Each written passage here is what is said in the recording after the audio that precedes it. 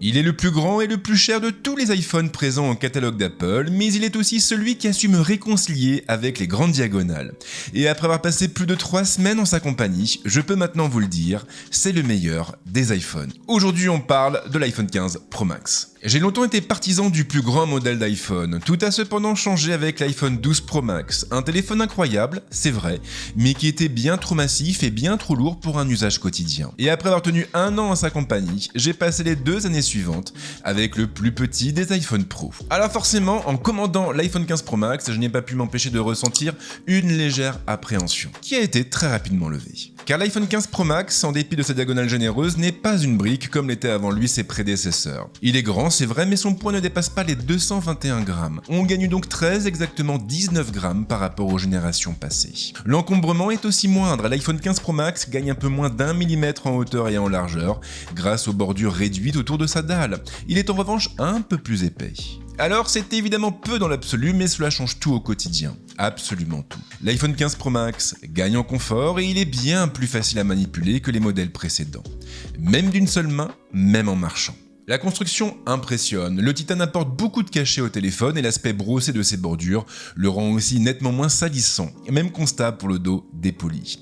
Combiné au titane des bordures, il confère un look très monolithique au produit et presque hors du temps. Et puis, accessoirement, il rappelle aussi beaucoup le PowerBook G4 Titanium qui avait à l'époque marqué une véritable rupture. Pour la première fois de son histoire, Apple a abandonné le plastique au profit d'un boîtier métallique. Un boîtier fin aux lignes épurées et qui préfigurait déjà de ce qui nous attendait chez la firme. Mais qu'en est-il de la solidité?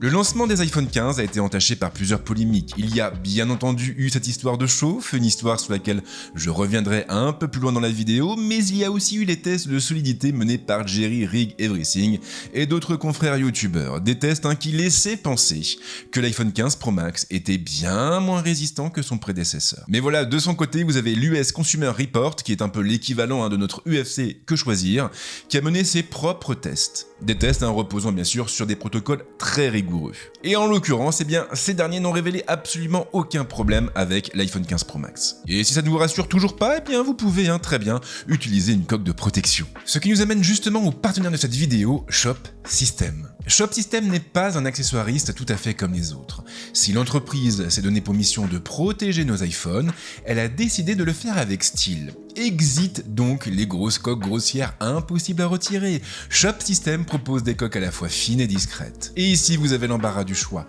Shop System compte plusieurs collections à son catalogue, la originale est la plus fine, et elle se décline en plusieurs coloris, noir sidéral, noir total et blanc. La fantôme mise pour sa part sur la transparence afin de ne pas dénaturer les lignes de votre smartphone, et elle ne jaunit pas avec le temps.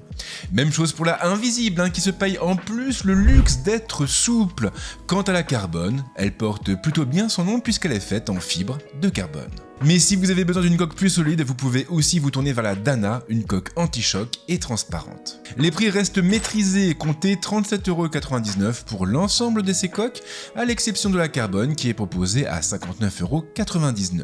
Et en prime, vous avez 10% de réduction avec le code FRED. L'iPhone 15 Pro Max apporte aussi du neuf sur le terrain de l'ergonomie. L'interrupteur laisse effectivement place à un bouton d'action personnalisable. La réalisation, comme souvent avec Apple, est soignée. Le retour haptique est modulé. Il ne sera donc pas le même si vous activez la fonction associée à ce bouton ou si vous la désactivez. L'intérêt est évident, vous n'aurez pas besoin de poser les yeux sur l'écran de l'iPhone pour savoir que vous l'avez mis en mode silencieux ou autre. Mais ce n'est pas fini, Dynamic Island est exploité par le bouton d'action. Vous verrez donc apparaître autour du poinçon une notification dès que vous actionnerez le bouton, avec une très belle animation à la clé, cela va de soi. Et cette volonté de bien faire, on la retrouve aussi au niveau du menu consacré à ce fameux bouton d'action, qui est clairement l'un des plus beaux d'iOS 17. Exit les listes interminables et les options à cocher. En vous rendant dans ce menu, vous tomberez face à un carrousel présentant chacune des fonctions pouvant être associées au bouton. Il y en a 9 pour l'instant. L'activation du mode silence, l'activation d'un mode de concentration, le lancement de l'appareil photo, l'activation de la lampe torche, l'enregistrement d'un mémo vocal, l'affichage de la loupe, le lancement d'un raccourci, le lancement d'une option d'accessibilité ou aucune action. Et à mes yeux, c'est vraiment le lancement d'un raccourci qui est le plus intéressant. Il ouvre en effet le champ des possibles. Vous pourrez l'utiliser pour lancer une application, pour basculer sur le mode d'économie d'énergie, ou même pour ouvrir ou fermer le coffre de votre Tesla. Et je pense que nous aurons l'occasion de reparler de tout ça dans une vidéo dédiée. Du coup, le moment est bien choisi pour vous abonner. Il était impossible de ne pas en parler. Et si les iPhone 15 marquent un tournant dans l'histoire de la gamme, c'est aussi parce qu'ils abandonnent le connecteur Lightning au profit d'un connecteur USB type C. Une décision qui ne vient cependant pas d'Apple, mais de l'Union européenne. Nos instances souhaitent effectivement faire de l'USB type C le nouveau standard universel. Et ce, afin de faciliter la vie aux consommateurs. Et ça fonctionne très bien. Quel confort de pouvoir charger son iPhone avec le chargeur de son iPad. Quelle joie de ne plus avoir besoin de se mettre en quête d'un câble Lightning lorsqu'on souhaite transférer de lourds fichiers de son téléphone à son Mac. Quel bonheur de pouvoir connecter toute sa collection d'accessoires directement en USB type C sans devoir investir dans de coûteux adaptateurs. Oui, mais au final, c'est quand on commence à filmer sérieusement avec son iPhone qu'on réalise tout l'intérêt de ce connecteur USB type C. Mais ça, on en parle un peu plus tard. L'iPhone 15 Pro Max est équipé d'un écran Super Retina XDR de 6,7 pouces. Apple a opté pour une dalle OLED capable d'afficher une résolution en 2796 par 1290 avec une densité de pixels de 460 pixels par pouce. La dalle est bien entendu HDR et elle hérite de toutes les techno-maisons habituelles comme le True Tone, le support du DCI-P3 ou encore le ProMotion. Mais ce ne sont bien sûr que des termes techniques qui ne rendent pas réellement hommage à la qualité de cette dalle. Une dalle qui est tout simplement l'une des meilleures du marché. Car ici, l'iPhone 15 Pro Max a clairement une longueur d'avance sur la plupart de ses concurrents. Et cela participe également à sa flexibilité. En effet, si le plus grand et le plus cher des iPhones excelle dans tout ce qui touche de près ou de loin au multimédia, il se pose aussi très vite comme un excellent couteau suisse dédié à la création. Du moins, lorsqu'il est utilisé avec les bons outils. Retoucher ses photos sur Lightroom est un véritable plaisir. Même chose quand on cherche à créer des stories Instagram impactantes avec Mojo ou même lorsqu'on génère des sous-titres dynamiques pour ses vidéos courtes avec Captions. Mais avoir un bon écran ne suffit pas toujours. Les smartphones ont aussi besoin de puissance pour répondre à tous les besoins de leurs utilisateurs. La 17 Pro a été créée dans cette optique. Ce socle se positionne sur le haut de gamme. Et il est surtout la première puce mobile à profiter du nouveau processus de gravure en 3 nanomètres de TSMC. Plus concrètement, la partie CPU repose sur un total de 6 cœurs avec 2 cœurs haute performance et 4 cœurs basse consommation. Le GPU regroupe lui aussi 6 cœurs et il prend en charge l'accélération matérielle du ray tracing. Apple a également intégré un Neural Engine composé de 16 cœurs ainsi qu'un ISP maison. Geekbench 6, de son côté, lui accorde 2930 points en single core et 7325 points en multicore sur la partie CPU. Le GPU monte de son côté à 26 350 points. À titre de comparaison, sur le même benchmark, l'iPhone 14 Pro obtient 2631 points en single core et 6333 points en multicore pour le CPU, ainsi que 22 911 points pour le GPU. Une hausse sensible donc, mais qui n'est pas franchement significative, ce qui n'est pas spécialement un problème en soi. Je le répète souvent, mais les usages priment toujours sur le reste. Peu importe que votre smartphone ou votre ordinateur ne soit pas le plus puissant du marché, du moment qu'il répond à vos besoins. Et justement, l'iPhone 15 Pro Max répond à tous les besoins, ceux d'aujourd'hui bien sûr, mais également de demain, au même titre que ses prédécesseurs et de leurs prédécesseurs avant eux. Et là, je vous renvoie tout simplement vers mon test longue durée de l'iPhone 10S, de l'iPhone 11 ou même de l'iPhone 12. Des téléphones qui accusent quelques années, c'est vrai, mais qui ont encore du répondant. L'autonomie en revanche m'a beaucoup déçu, surtout au début. Si j'ai fait le choix de me tourner cette année vers le plus grand modèle, ce n'est pas uniquement pour sa diagonale ou son zoom optique 5 fois. Je voulais effectivement un iPhone plus endurant. Malheureusement, tout ne s'est pas passé exactement comme prévu et les 2 premières semaines en compagnie de l'iPhone 15 Pro Max m'ont très clairement laissé sur ma faim avec une autonomie moyenne d'une petite journée. Mais Apple a ensuite déployé iOS 17.0.3. Une magnifique transition pour évoquer une autre polémique qui a considérablement entaché le lancement des nouveaux iPhones, les problèmes de chauffe rencontrés par de nombreux utilisateurs. Alors, je ne reviendrai pas sur l'historique de cette problématique parce que j'avais déjà consacré une vidéo à ce sujet. Une vidéo qui est bien entendu disponible sur la chaîne. Ce que je peux vous dire en revanche, c'est que iOS 17.0.3 a totalement corrigé ce problème, exactement comme Apple l'avait promis. Disponible depuis le 5 octobre, cette mise à jour n'apporte aucune nouveauté notable à la plateforme en dehors de ce fameux correctif promis par la firme. Un correctif qui corrige bien ce problème de chauffe, mais qui permet aussi à l'iPhone 15 Pro Max de gagner quelques heures en plus. Avec les mêmes usages, mon modèle tient en moyenne une journée et demie, et parfois plus. Et contrairement à ce que j'ai pu lire à gauche ou à droite, je n'ai pas constaté sur mon modèle de perte de puissance. Geekbench 6 me donne exactement les mêmes scores, autant sur la partie CPU que sur la partie GPU. Apple n'aurait donc pas procédé à un bridage de sa puce. Ce que semblent par ailleurs confirmer les recherches menées par le site américain Notebook Check. Et dites-moi d'ailleurs ce qu'il en est de votre côté. Les iPhones ont toujours été bons en photo et l'iPhone 15 Pro Max ne vient pas rompre la tradition. C'est même tout le contraire. Le grand angle, vous le connaissez déjà. Apple a repris le capteur de 48 millions de pixels et la même optique ouvrant à 1.78. Et les résultats sont là, les images sont piquées, avec une très belle dynamique et une mise au point tout bonnement redoutable, même lorsque les conditions lumineuses deviennent difficiles. Et ici, la firme a d'ailleurs procédé à quelques ajustements. L'iPhone 15 Pro Max est meilleur en basse luminosité et il sera aussi moins sujet à l'éblouissement. Sans surprise, les couleurs tirent toujours un peu sur les teintes chaudes et les puristes seront bien entendu agacés, mais le rendu reste tout de même flatteur. Les images semblent plus lumineuses, plus chaleureuses. Mais il y a mieux car le grand angle offre aussi plus de flexibilité en matière de recadrage. Le mode x2 est toujours présent bien entendu, mais il est aussi possible de modifier la focale du x1 pour basculer sur un 24 mm, un 28 mm ou un 35 mm.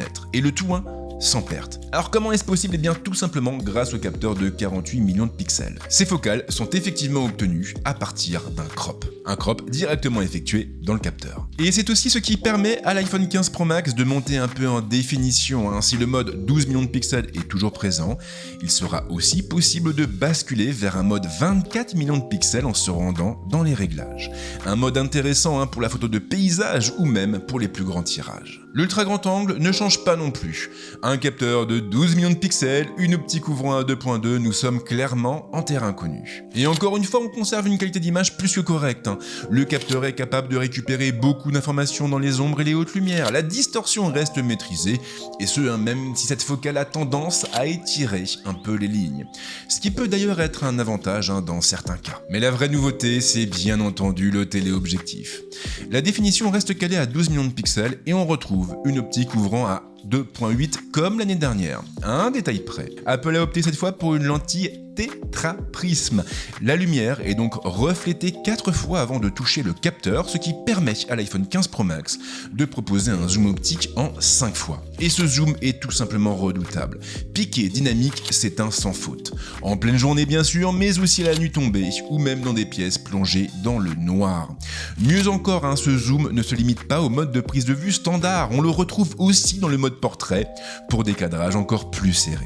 Alors oui, ce zoom permet à l'iPhone 15 Pro Max de gagner en flexibilité, mais il donne surtout envie de sortir de sa zone de confort et de ne pas rester sur des focales plus conventionnelles. Et d'une certaine manière, c'est précisément ce qui le rend génial. La tech doit être inspirante, elle doit nous donner envie d'aller plus loin. Et c'est justement ce qui rend ce zoom parfaitement redoutable. Il n'est pas juste là comme argument marketing. Il permet à l'iPhone de changer de paradigme et en même temps, il nous adoucit à éduquer un peu plus notre œil. L'iPhone 15 Pro Max apporte également du neuf à la vidéo avec une amélioration de taille. L'arrivée d'un tout nouveau format, le ProRes Log. Équivalent au S-Log ou même au V-Log, le ProRes Log permet de conserver plus d'informations dans le fichier afin de faciliter le processus d'étalonnage. En gros, lorsque vous filmez dans ce format, vous obtenez une image un peu plus grise, un peu désaturée et qui n'est bien entendu pas exploitable en l'état. L'avantage est évident, vous pouvez donner de la personnalité à vos séquences en les retravaillant de fond en comble avec un logiciel spécialisé comme Final Cut Pro, Premiere Pro ou même DaVinci Resolve. Tout le monde n'en aura pas forcément l'utilité, mais pour moi, le ProRes Log justifie à lui seul l'achat d'un iPhone 15 Pro ou d'un iPhone 15 Pro Max. Il le justifie car il fait de ce petit téléphone une véritable caméra. Une caméra que vous pourrez glisser dans votre poche et qui vous accompagnera absolument partout. Le rêve de tous les vidéastes. Ce qui nous amène à une autre nouveauté, le stockage sur SSD. J'en parlais tout à l'heure, mais l'iPhone 15 Pro Max tire pleinement parti de l'arrivée de l'USB Type C au sein de la gamme. Apple l'a en effet doté d'un connecteur USB 3 et il lui permet de stocker directement ses rushs sur un SSD externe, y compris des séquences filmées en ProRes Log. Et ça bien sûr, c'est du pain béni pour le workflow. Plus besoin de vous casser la tête à transférer vos rushs de votre iPhone à votre Mac. Tout ce que vous avez à faire, c'est de les enregistrer directement directement sur SSD, de prendre ensuite votre disque et de le brancher sur votre ordinateur. Et le plus beau, c'est que vous pourrez même monter vos vidéos directement à partir de ce SSD. C'est tout simplement génial. Petite subtilité d'ailleurs, si vous pensez qu'il faut impérativement acheter le câble Apple pour que ça fonctionne, alors vous vous trompez lourdement.